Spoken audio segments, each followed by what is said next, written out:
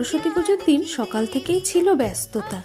প্রথমেই ঠাকুর ঘর পরিষ্কার করে, রান্নাঘর পরিষ্কার করে আগের দিন থেকে সব সবজি কেটে রেখেছিলাম, বসিয়ে দিলাম। স্নান টান সেরে ভোগ পরমান্ন দিয়ে ভোগ রান্না শুরু করলাম। তারপরে 5 রকম ভাজা, আলুর দম, আমসত্ত্ব খেজুরের চাটনি, পায়েস। প্রথমেই পায়েস, পরে ফ্রায়েড রাইস, তারপর ভাজাভুজি, তারপর আলুর দম, তারপর চাটনি। এই নিয়ে সকাল থেকে ব্যস্ততা তুঙ্গে ছিল। সব কিছু খুব ভালোভাবে সুসম্পন্ন হয়েছে। 5 রকম ভাজার মধ্যে আলু ভাজা, বেগুন ভাজা, শিম ভাজা, পটল ভাজা, কুমড়ো ভাজা, নারকেল ভাজা।